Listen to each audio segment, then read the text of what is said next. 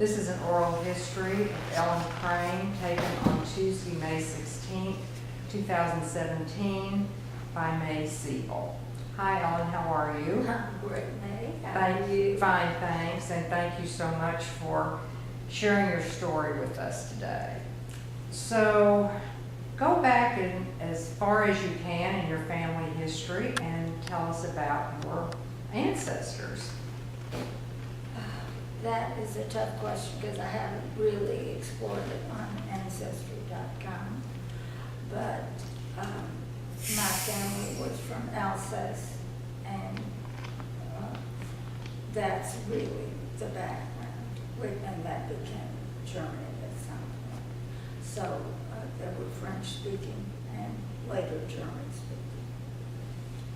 And they'd been in Alsace and Germany for a long time. I don't quite know.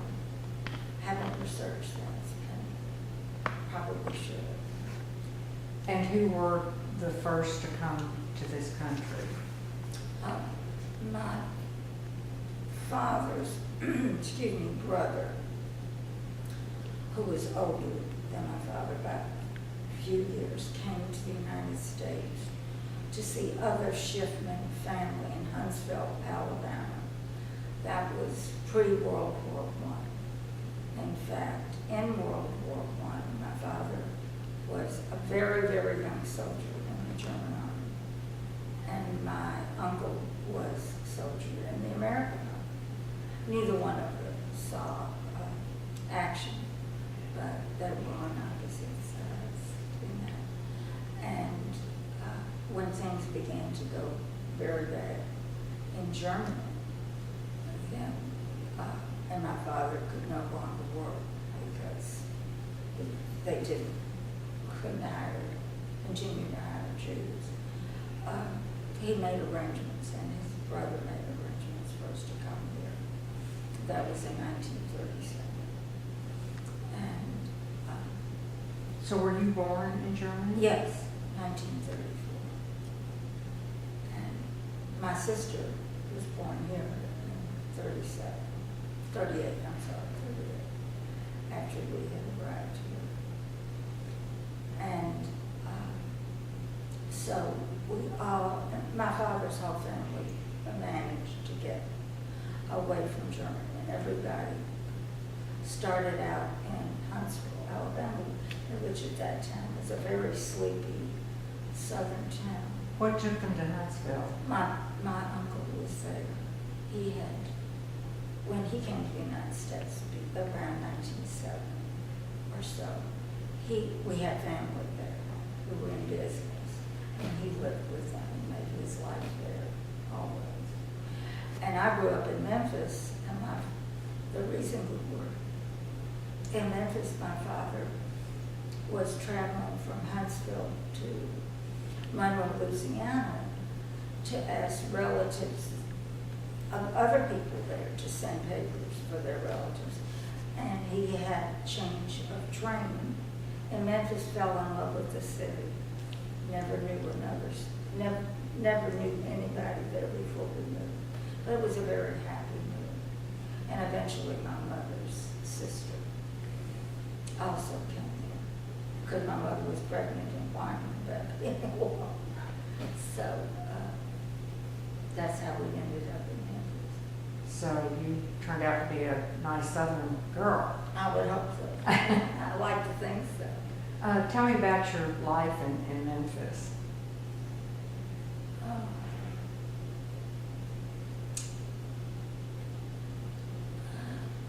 It was very typically Southern. Very typically Southern.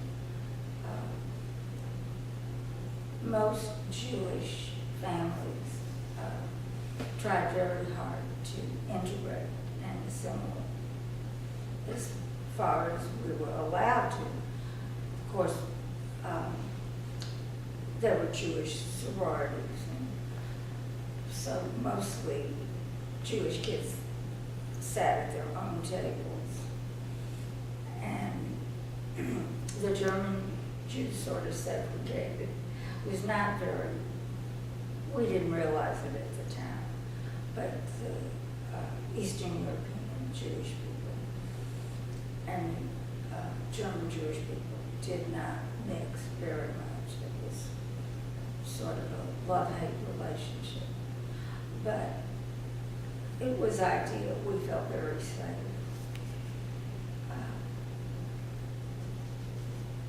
And I would say it very much similar to anybody Jewish growing up in Dallas or any small southern town. Not as the East, as you know, or Chicago is very different from that. And what was your father's business there? He continued to...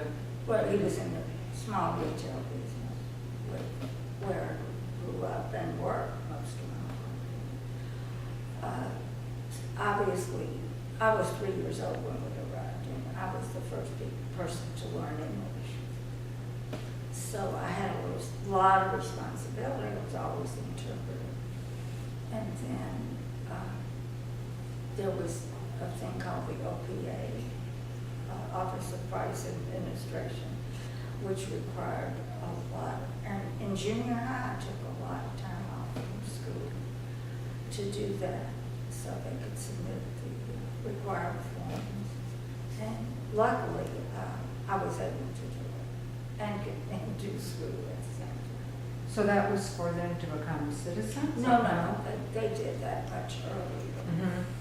But you had to calculate things and inventory and costs. For the...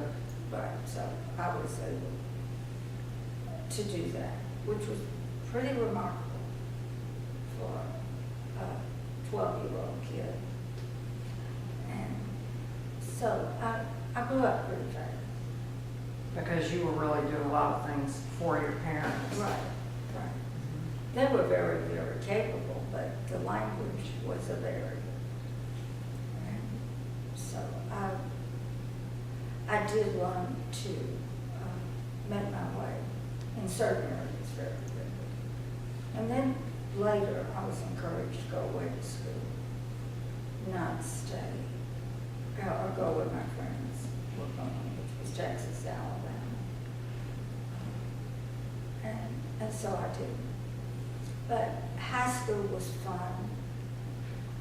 Life was fun.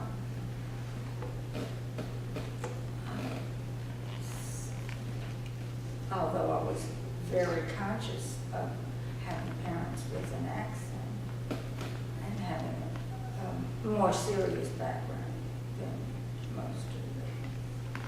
But I still am friendly with all the surviving female members of my confirmation class. 3 of them are in Memphis. I see them every time. 1 lives here. So we all get together when we come. And my best friend,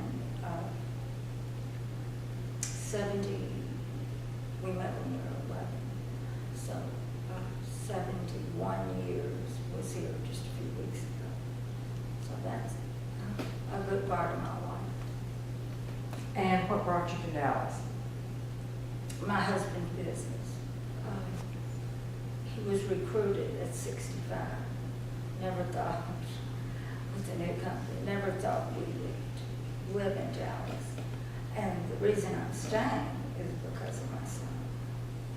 So it was a happy one. And what did you do? What brought him here? He was always in the drug business. Grew up in a family business and when that ended, we lived in Hot Springs, Arkansas, which was a very happy move from Chicago. This was my second home. And when we moved to Hot Springs and I was teaching Sunday school, people, children in the school did not believe, had not heard of the Holocaust. This was in 1970, 72. And they thought I was lying. Soon found out. Became, involved in learning. And that was a revelation. The Jewish kids would not be aware that the Holocaust had taken place. By the way, my grandparents were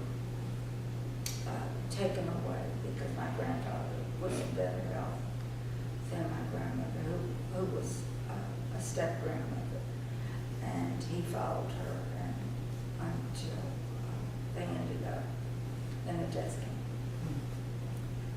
But for the most part, my family survived, some of them in Europe, and they have an entirely different attitude toward life than the ones that didn't stay in Europe. Or the ones that stayed in Europe have a whole different, harsher take on life than the ones that were fortunate enough to be here. They're much more suspicious, probably with good reason, and much more paranoid. Some of my family are still in Paris, and that is, they're seeing it all happen again. Although Paris has never been that welcome.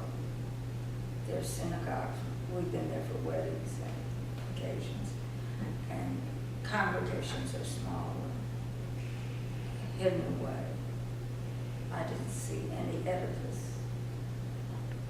So they've been aware always of anti-Semitism. Tell me about your kids.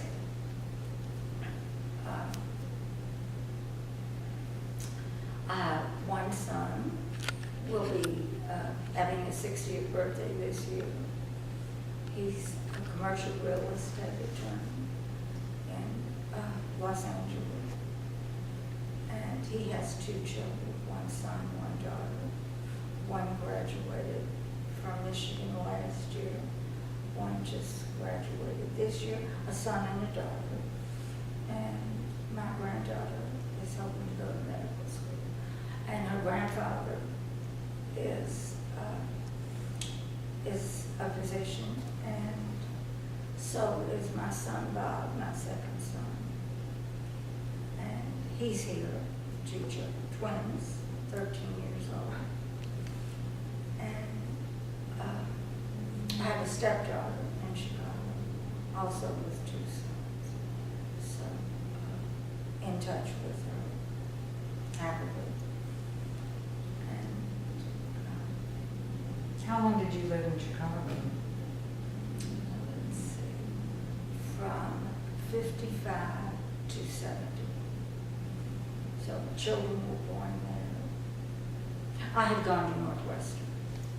So when my former husband was looking for internships and residencies, Chicago seemed like a natural fit, so I could finish it in Northwestern. And we stayed there until we moved to Hot Springs in 1970. My late husband and the boys, and that was great because we didn't have to play divorce American style. And we lived on the lake, so it was a total departure from Chicago. When you lived in Chicago, were you involved in the Jewish community there?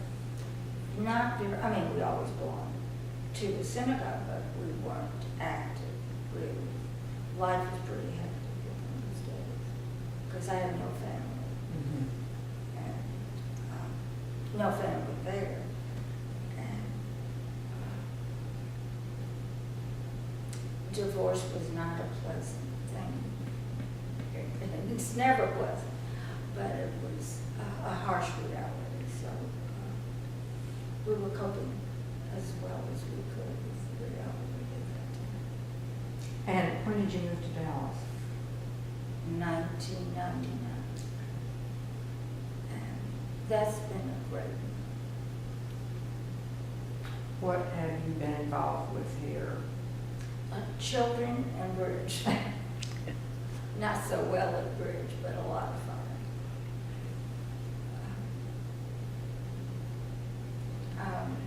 Would you like to hear more about the Jewish experience? Yes, that'd be wonderful.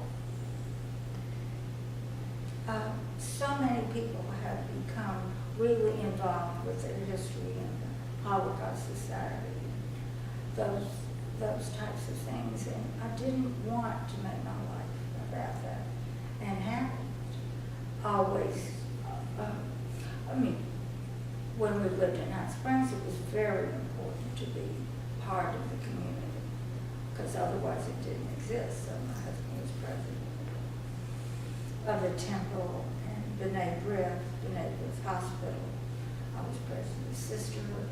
We were very active in all those things, and still have ties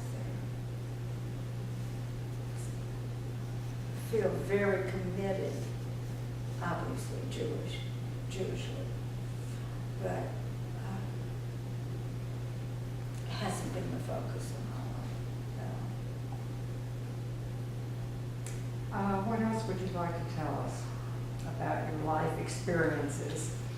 Well, I could tell you some of my family's experiences in Germany, because my father helped people escape, because it was not that easy to get permission to come to the United States, and you couldn't take very much with you, bring very much with you. So it tells a story of putting gold coins as he was helping people cross the border. In the Krane case, I don't even know what that is, but apparently we put oil in things. So there were many experiences of trying to not be noticed by the guards and the border patrol. My job was to distract them, because there were coins hidden in blankets that were covering us, and that was my assignment. So when I travel in Europe, I'm always conscious of the fact, could I manage to distract enough so I could survive? But the only place I knew that I would never have been able to escape was Austria. It was very obvious that, and this was years ago, I felt the anti-Semitism was obvious and prevalent. And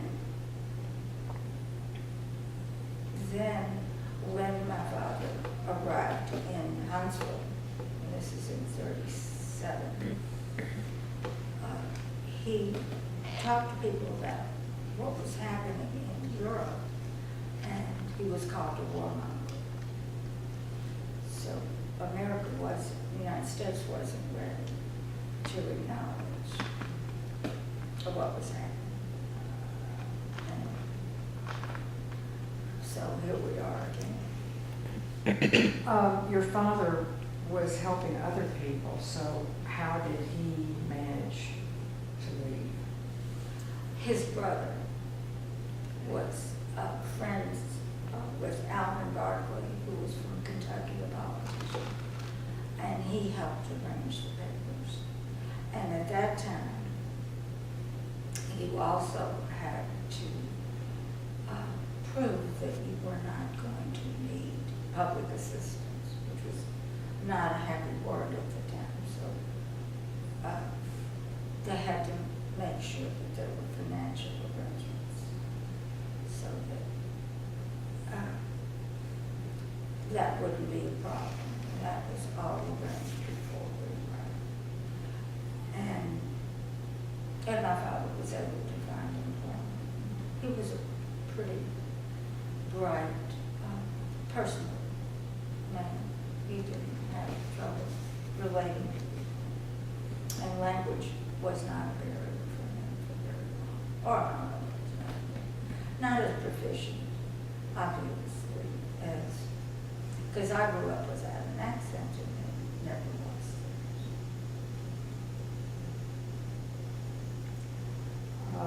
Very, very interesting background, for sure.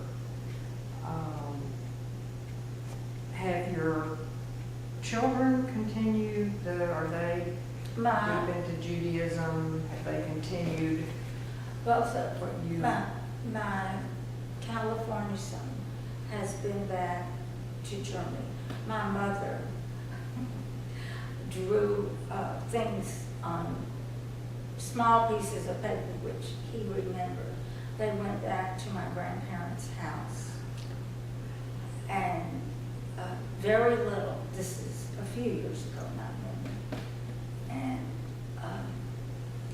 the people who were currently living there invited them in. There were still pictures of my uncle there. They had made very little change and were very welcome.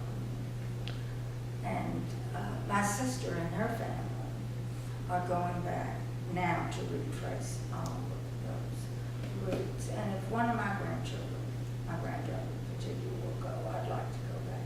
I was gonna ask you if you would like to go back. But no, but with a direct member. She's already been back and seen the places that were relevant. And so they pursued it pretty much. My Dallas family is not interested in the past very much. I don't know if that will change. And more so than in the past, but not to the same degree. They belong to Temple. Minimum. The California kids were born in Robertsville. So there is a definite correlation there. Oh, but, and Israel has played a big part in their lives. Birthright trips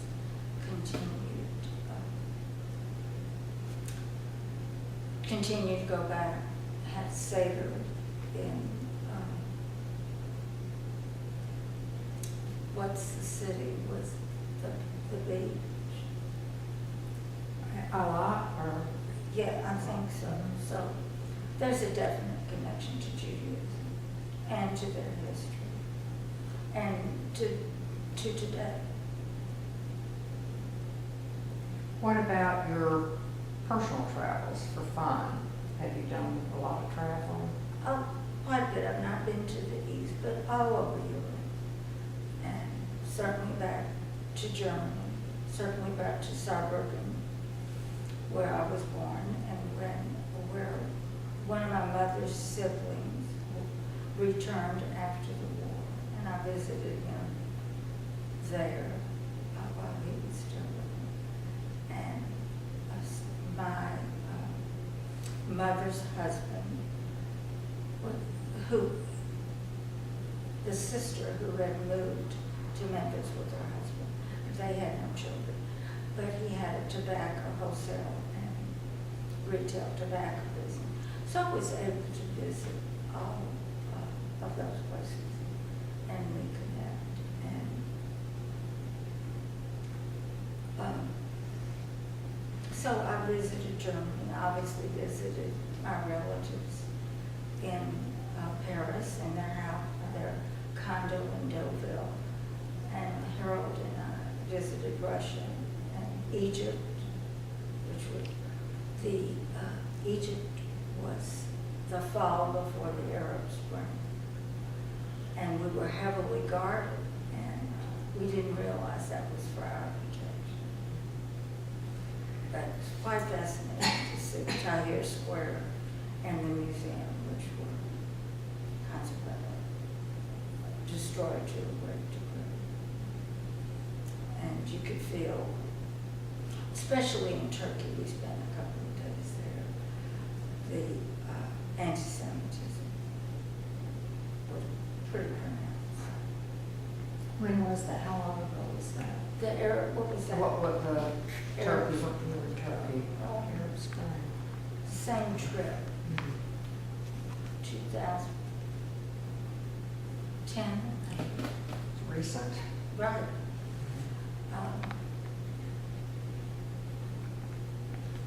You've had a very interesting life. I'm so glad that you are sharing it with us.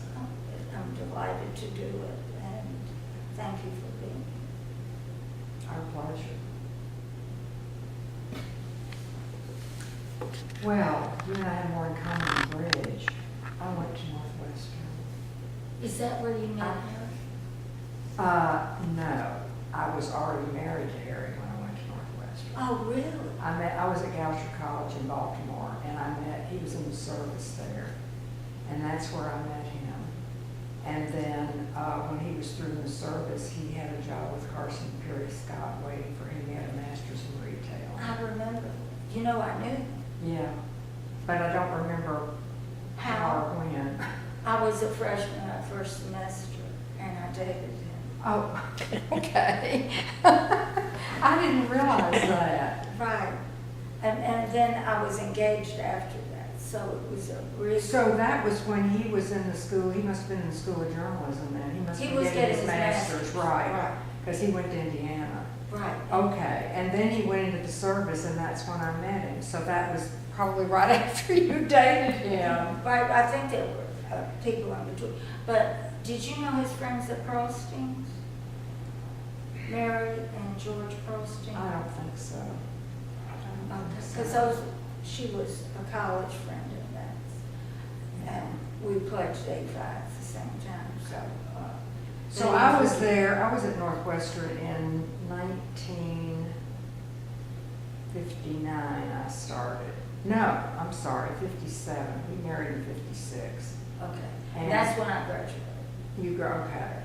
I graduated in 60. My son was 2 years old. He was 2 years old when I got my degree. Oh. So I was a married student the whole time and just focused. Most of the time I was. I was Yeah. married after my freshman year. Uh-huh. So, are you still in touch with any of the people from? You know, I was for a long time, but we moved down here. We moved back here. He's the one that decided to move us to Dallas. It's like I didn't drag him back home. He dragged me back to my home. Oh. Because I love Chicago. We moved back here in 62, January of 62. And He so was with Saks at some he was with Saks, yeah, and then he changed professions, and he had the opportunity to go into the brokerage business, and he went with E.F. Hutton. Oh. And they said, you can go anywhere you want, and he said, I want to go to Dallas. So that's how we came back here. I see. Uh-huh. Oh, so both of your children are Sebel? Yes, Okay. yes. See, we've never had a chance. I know. I see Ellen at Bridge all the time. Yeah, they're Sebels. Lee was born in Chicago. Lauren was born here. He was born at Michael Reese. Oh, and my ex-husband, right? Practiced there. Right. And he lives in Santa Fe now, but he still goes back to Chicago 1 week a month, if you can believe that, to take care of his allergy patient. Yeah, I loved Chicago, and we had Oh, I wonderful love friends it. there, and I kept up with them for a long time, but you know what happens. I mean, I was busy establishing a life here. We did go back often because his parents were there until they became elderly, and he had to move them down here. Oh, But I stayed in touch with his mother particularly. She and I were very close. I never met his Yeah, yeah. parents. So where in Chicago did you live? Always on the north side. Yeah. And then we built a house in Wilmette. Okay, and we lived in Northfield. Oh, my goodness. Yeah, we were not there very long. I hated to leave that neighborhood. I loved it. It was all young people and young children, and it was just great. And it was a new development, it was a new house. And we had lived at Sheridan and Howard in an apartment Oh, my God. when we first moved back there. And his parents lived on Junior Terrace, which is I remember that. 4300 North, yeah. Right. I was at that apartment, but I didn't meet his parents. Yeah. But Junior Terrace, that's the name. Isn't that funny? And then Harold and I moved back to the city on Melrose on the drive. Do you know Chicago? A little bit, yeah. Are you a Dallas? Move over here. Actually, no, I'm from Tennessee, Chattanooga. Oh, I told you I grew up. Yeah. Yes. Um, Where did you live in Memphis? I have well, friends who grew up there. Near Valentine and Snowden Oh, at the time, but of course everybody's moved out. right. I went to Rhodes. Oh, you did? which is right on the right up the street from You know Valentine. they have a new Yes, Jewish. yes, she left, she's leaving Austin College. Their new president at Oh. Rhodes is a Jewish woman, Oh, and really? That's exciting. That is really That's exciting. great. You know, you talked about how the German kids and the Eastern Europe, it was exactly the same here. I mean, I had a couple of friends that went at high school. I went to Highland Park that were at Sheriff Israel, but other than that, I was Everybody was friendly, but the divide was horrible. I mean, it was horrible. And I did something, I never could stand that ghettoization. And in Highland Park, the Jewish kids would go into the cafeteria and sit at their own tables. And I always had a lot of non-Jewish friends as well as Jewish friends. And I would make a beeline for the non-Jewish friends. I just couldn't stand the fact that they were setting themselves apart. It was hard enough to be Jewish in Highland Park. Oh, yes, and Memphis, Chattanooga. I'm trying to think of my friends from Chattanooga. She was quite active. I'll think of it in a minute. Too much. Right. But it was very hard because there was very little interaction. But the Temple kids sat at one table. Where did you go to high school? Central. And so the Temple kids sat at one table. The Baronhurst kids sat at another, and it was just as segregated as the non-Jews. Now, that's not what they all sat together. It didn't matter where they went. They all sat together. And I don't know if I don't even care if they Well, thought good I for was you. snobbish or what, but I couldn't stand it because I thought they were contributing to the divide. Yes, of course we make our own ghettos a lot. Yeah, yeah. And so I never regretted doing that. But I think I didn't even recognize anti-Semitism. I know that there was. Well, I had to be very conscious. Well, of course you did. My family's been here a very long time, Right. and I fortunately escaped any of that. As far Right, as I know, yeah. I don't know. But it if changes anybody- who you are. Oh, of course, it has to. But I remember in junior high, my non-Jewish friends being very apologetic that I couldn't go through this junior cotillion or something with them because it was going to be at the Dallas Country Club. And you couldn't even attend? Bobby, by the way, is a member of Northwoods, first Jewish person ever invited to be a member. Oh, really? Yeah. Interesting. I didn't know whether I wanted to. I mean, he didn't ask me, so that was good. But I had mixed feelings about it. But one of his Jewish friends said, well, somebody's got to do it, and you may as well do Well, good for Interesting. him. So has that been a pleasant experience for him? It's Oh, a nice wonderful. club. it. Oh, it's wonderful. Food is horrible. But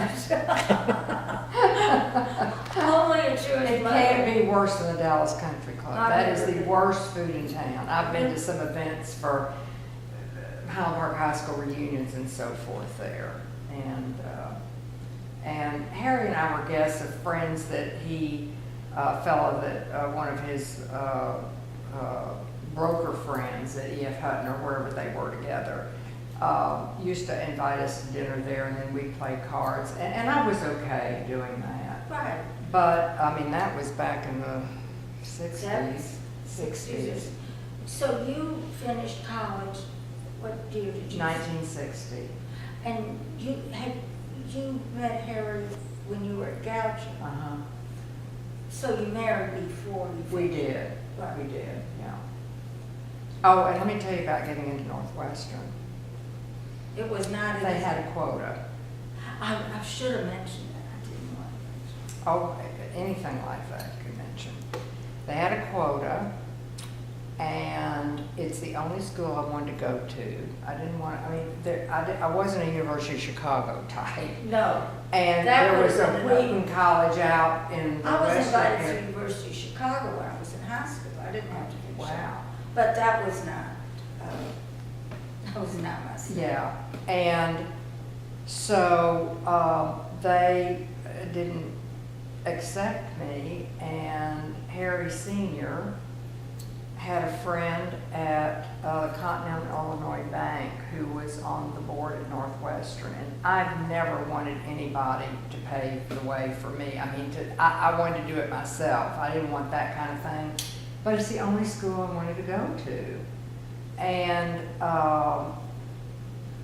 if it wasn't for him, I would have gotten in. And let me tell you the other thing that happened to me there. I sure didn't put this on my oral history because mine was so short, being done by, what's his name? But anyhow, one semester I was taking a full load, and one of the classes was in 9 weeks for the quarter. You had to read 9 novels, including Ulysses. Oh my. And I had this full load of other stuff, and I was just beating myself up. And Harry said, listen, you're not in school to do this, so either drop a class or drop out of school, because this is ridiculous for you to be under And a this child. pressure. And you had the child as well. So, well, I think, no, it was before I had Lee. It was before I had Lee. So I went to the dean, had to go to the dean of students to drop the class because it was past the time where you could just drop one. So I made the appointment, went to see him, and I said, you know, I got myself in trouble by taking too full a load, blah, blah, blah. And he said, what are you doing here anyway? You're taking up the place of a non-married student, and you'll no doubt get pregnant and leave school. And by the way, what are you feeding your husband for dinner? Frozen TV dinners? Oh my God. Well, I was 20 years old, and you know, the era I came from, you just didn't speak back to authority. No. Right now, I would have dived across the desk and decked him. Right. And I just choice didn't even word. know what to say, but what it did was spur me on, and I made the dean's list and everything with the kid, and I showed him. Can you imagine? Somebody sang that to us. That made me. But What was the, did you see Indignation?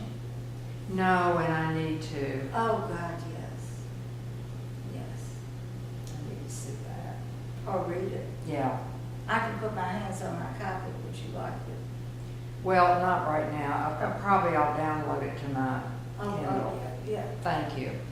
But you know, when I look back and think that I put up with something like that. We all did. We did, and there was a time I would not speak up about anti-Semitic remarks. I mean, I remember I lived in Lane I Park. remember when we lived in Hot Spring, and I have a very, very still good friend who loves me. I love her. Wouldn't hurt my feelings, and she used to say, "Jew it down, Jew them down." I said, "Joanne, this is insulting. Oh yeah. This is not anything you need to say. It hurts my feelings every time you say it." And really no clue. Yeah, I'm guessing, based on a friend I had from Hot Springs as well, who, when we said, you can't say Jew 'em down, and No. she said, why not? And we said, because I'm a Jew. That's what that means. Right. And she was like, get out of here. That's not what that means. Who was your friend? Her name is oh my God, I've forgotten her last name. Well, then Oh my goodness. That's all right. It happens to all of us. I can think of their first names. I can't. That's crazy. Well, it took me a long time to speak up, and Me I mean, too. I was probably 30 years old before I started speaking up. And I wouldn't let people get by with remarks. I would let them know that is, you realize what you just said, you know. And they don't realize. No, They they just don't. don't realize. They don't. But you know, I moved to California in 8, and I came back here 12 years ago, and I tell you, they were a lot more enlightened out there. People were so much more aware Oh, yeah. of Jewish things. It was kind of like New York. I mean, people Oh, from it's New the York same think they're people. Jewish when they're not Jewish because they know, and they've probably been invited to Seder's and Rosh Hashanah dinner, you know, even though they weren't Jewish. that New kind York of is thing. a Jewish society, It as is. Richard Gere is saying. I know these people, you know, he's playing a Jew Yes. in his movie, and these are people he sees every day. And it's, yeah, California is always thinking the same as New York. Yeah, and so that was refreshing. They knew so much more, and were interested. Well, can you imagine the Jewish kids in Hot Springs not being aware of it? With my own- That's unbelievable, It is. really. I mean, this young woman who's my kid's age has now become, she married an Israeli, she married him. So, and her son is active in Hillary's campaign. So, she became very aware and involved, you know, she really became, but I couldn't believe it. But a lot has happened in the past 45 years as far as awareness of the whole world. It has. It has. It's too bad it's going back the other way. Well, and it's true that even in the 60s, even survivors were not really talking No. My about, parents didn't talk about it. I'm sure they probably didn't, because they didn't want to burden their children. Right, but people referred to as refugees. Right. And so it wasn't a wonderful place. That's Jewish community. Right. And even the Jewish community didn't talk about it back then. They did what they needed to do if they needed to raise money or sponsor somebody, you know, but they didn't really want to hear I know. your story. And you know, the temple here and the temple in Memphis wasn't, well, they weren't Zionists. That was a bad war. Right. Right. Boy, is Well, that you true. grew up here, so. Oh, I can tell you. But I was going to say one more thing about the quota at Northwestern. The valedictorian of my class was not accepted. I don't know why it was, but, and he'd gone up for an interview and So you were invited into the Great Books course at University of Chicago? no, I was invited to be a student. A student. We did the Great Books course in Hot Springs, Oh. adult study. But no, they wanted me to skip senior year and go to, as a student, but that wasn't what I wanted to do. Because Harry did the Great Books course at the University of Chicago. They started that, I think. Oh, yeah, yeah. They did, yeah. And it was a wonderful course. He did it as a student. Mhm. He went he must have taken his last year in high school there. But then he went to Indiana. Right. Yeah. And that's where I think he met my friend, George Pearlstein. Okay. And so you divorced in what year? 1971. Oh, early. Yeah. And then you remarried, but, I did. That didn't last very long, but that's why I went to California. okay. But I had a great life out there, but I came back here because of family. My daughter's in Austin. I wanted to be closer to her. Right. My brother of blessed memory. He died was- recently. Yeah, about 3 years ago. Gosh, has it been that long? Yeah, 3 years ago, December. And I came back really because of him and my sister-in-law. We've always been very close. And she's got dementia. What's? Oh, no. She Oh, was what's- Did not know what's- that. low, LOB. So Joni Loeb is my sister. L-O. L-O-E-B. Oh, Loeb. As in the famous Loeb and Leopold case from Chicago. Right, but, so was Peter Loeb? No, we're not related. My dad had a very small family, but my dad was born here in Dallas in 1901. Oh, Yeah. His mother was from Houston. His father came from Germany, early, 1860, 70, something oh, like yeah. that. Do Yeah. you know the Franks, Paula and Gordon. Gordon? Yeah. You know, she's in Northwestern. Yeah, right. I haven't seen him in a long time. I just met their daughter at the event. Oh, Jill, I don't think I know. I don't know What their other- kids. their daughter. He was my eye doctor, Yeah, and but I haven't seen him in an awfully long Well, time. Edwards, I think, is her last name now. Jill What is it? Frank Edwards. Edwards. Mhm. Bill Gordy's in the 90s, Yeah. and she's 1 year older than I. But so you met Jill because of, We just had our big annual fundraiser, and she was on the host committee. And so I met her and her husband, whose name I I can't don't think I remember. ever knew their kids. I've not I knew met their them kids well, either. but I didn't know their kids. And she, I guess, is in advertising or The marketing. daughter. Yeah, she. because she called, when we She's met the her. author. One is a writer, and one does chocolates for Neiman's. She must be the writer then. And she does like voiceovers and Right. things like Oh. that. Oh. She was gonna narrate the video if we needed it. But they decided not to do it that Uh-huh. way. That's neat. So this yeah. is the Historical The Society? Dallas Mhm. Jews, yeah. Yes, we I just, would love to attend some of that. wonderful. I hope you will. I hope you'll consider becoming a member. They're just wonderful programs. I would love We to. bring such interesting people in. I have friends involved in Memphis, which I was while we were there, so I'd love to do that. I think you'd enjoy it a lot. And, it's, We'll make sure to get you on our Yeah. mailing list. and do you go online at all? Oh, sure. Yeah, well, it's djhs.org. Okay. And you can go in there, you can join through there, but you can see what the programs are and what's going on. And we have fantastic archives. We are the repository for Jewish historical I bet. items in this city.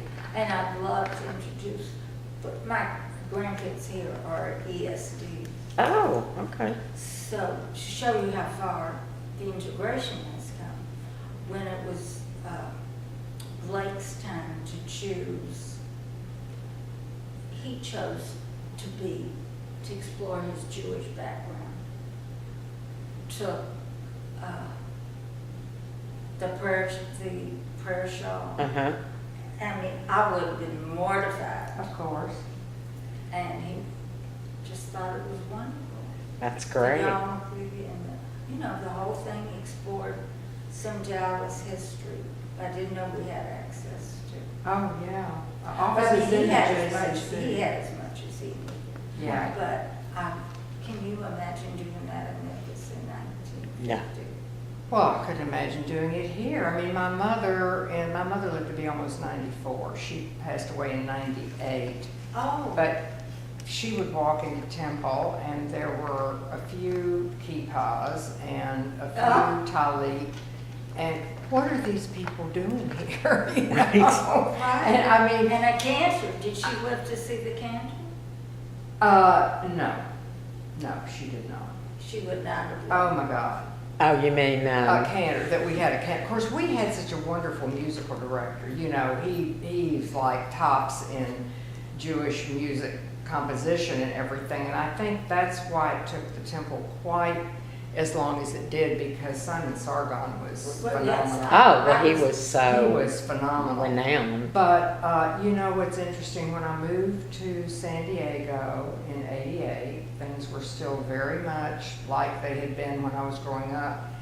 And I went temple shopping, and I really wanted, you know, a temple that had the feel of Emmanuel. And so I went around to services on Friday night, and I went to Beth Israel, which is the oldest Reformed temple in Southern California.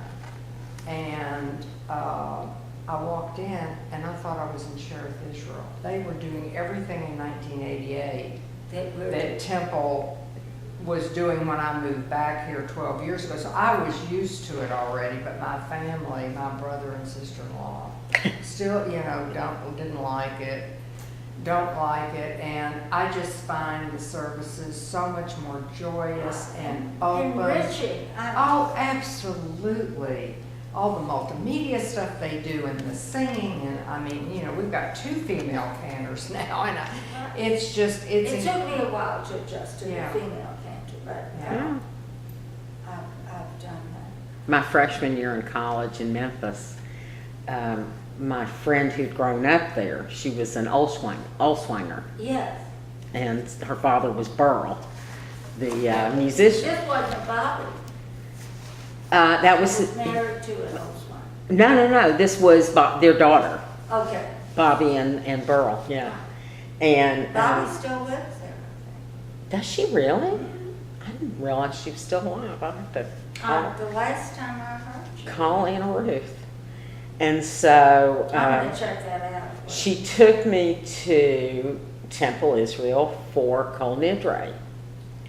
And I grew up in a conservative Oh, congregation in Chattanooga, which was sort of, you know, conservadox. yeah. It I've had, been to that. We were at a wedding. and so I was just horrified. I remember coming back to my room in college and just sobbing. Remember, do you remember the trumpet as the chauffeur? no, I don't remember that We at all. had. I don't remember that here.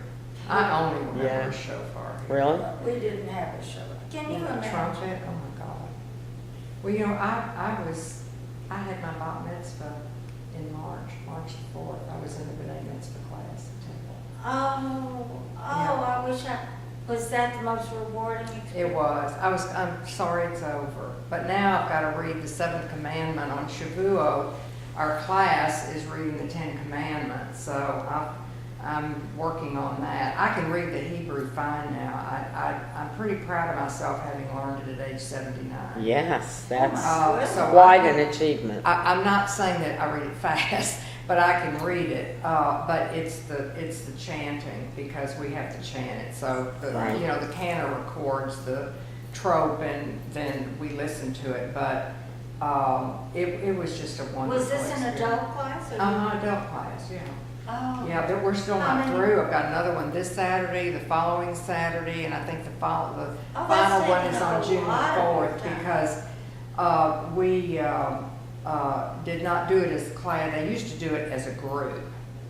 Now it's much more personal. I did Oh, it by really? I did it by myself. Really? That's and other fabulous. people have done it alone. There are several that did it with a partner. They partnered up with somebody, but I really kind of wanted to do it myself. And I wish you told us what the date was. oh well, We I wanted just to know. That's quite an accomplishment. It is. I was pretty thrilled. Yeah, it meant a lot. It meant Oh my God, a lot of work. a lot of work for about a year. Yeah, I had to give up some of my volunteer work because I was, you know, focusing on that. Oh, But it was particularly meaningful because my Torah portion was about the building of the tabernacle. And in San Diego, I was co-chair of the Architect and Building Committee for a brand new temple campus oh my in God. 2001. Wow. It was a 5.5-year project. And I was on the art committee here for the Stern Chapel, so we worked with the artists to come up with the menorah and the Ner Tamid and the ark.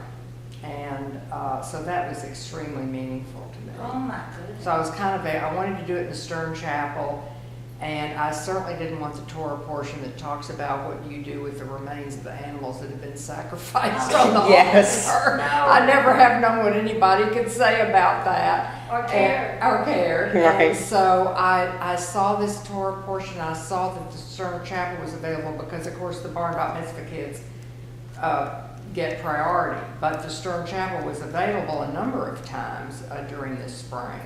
And boy, I zeroed in on that, and we had to write Rabbi Robinson, tell her why we wanted that particular Torah portion. And boy, I got that into her immediately, and she said that's fine. So, yeah. What attracted you to Rhodes? You know what? I had known somebody in high school who went there. He was actually a local priest at the Episcopal Church across the street where I did some volunteer work. And he was just delightful, and he encouraged, and I actually went with, 2 friends went a year ahead of me, and then 3 of us went the next year. Are there any Jewish kids now? Yes, actually. They actually have a pretty significant Jewish, considering there's, when I was there were 1,200 students. Now I think there's maybe 1,400, but they have a sort of Hillel kind of offshoot. Really? So they have some programming that they do, the Jewish Students Organization. Wonderful. It really is. I mean, it's such a every time I go to Memphis, I drive down there That's gorgeous. just because it's beautiful, and I know what the neighborhood looked like in those days. Has it changed? It really hasn't changed that much, and because of gentrification, a lot of things that had begun to kind of fall down were gone. I can't remember, I was just there about a month or so ago, and somebody said, "Oh, have you been to some new place?" And they said, "It's on Watkins." And I said, "You mean where Sears used to be?" And they said, "Yes, they've taken the Sears building and turned it into..." But, that area is Hyde Park, and so many of my friends live there. Oh, it's And one beautiful. friend still lives there. Really? Yeah, it's a beautiful area. I mean, it's Gorgeous. old trees, big trees, and just gorgeous. And Lovely. Rhodes is right across the street from the zoo. Yes. So at night, like if a police car would go by, you would hear the big cats. My aunt Crying. lived on North Parkway, so I'm still in that area. Yeah. Harry's folks moved from Junior Terrace to 2300 North, Lakeshore Drive. They were in the, what's the name of that hotel there? Oh, Edge. No, isn't that horrible? Is it Not the Belmont. Belden Stratford? The Okay. Belden Stratford. Yeah. So, when they would babysit with Lee, they would end up going to the zoo about 4 times a day, right across the Right. street. And they Lincoln could hear Park. the animals and the wonderful Lincoln Park Zoo. And so, they'd get back from the zoo and he'd take his nap and get up and, "Well, what do you want to do, Lee? Let's go to the zoo." So he was pretty much raised at the zoo until we left there. But I loved Chicago. We had the greatest friends. It's such a there. great I city. still have friends, how long, and I go frequently. Not traveling much. I'm leaving Thursday for a trip to Arizona, but I'm not. I love Chicago. I've always preferred it to New York. It's, I had gone back on business a number of times, but when I went back on pleasure, it's probably been, 9 or 10 years since I've been there. I just couldn't get over how everything had changed and how clean. It's like a clean New York, gorgeous in the Mhm. park, and everything with the bean. I mean, it's just really fabulous. Yes. And walking down Michigan Avenue, they had in their big planters, this was in the summer, they had in their big planters dress forms that were made out of wire, and they had flowers planted in them and vines growing up through them. It was How fun. spectacular. Daily did beautify the city. The younger Daily, Mhm. the Right, older yeah. Daily. Yes.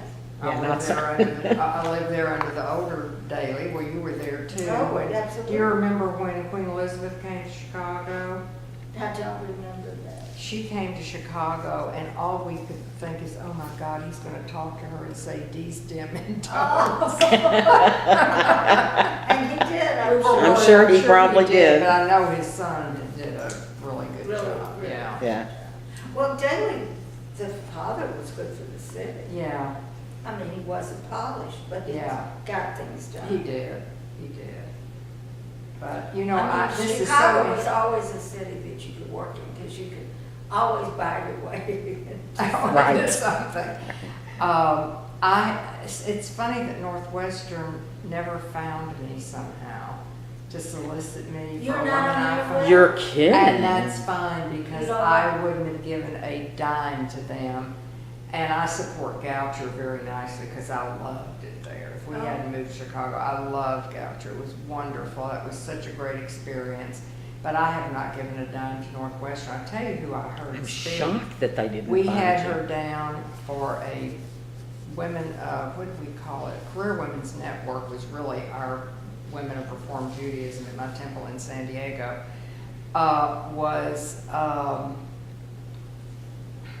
Names.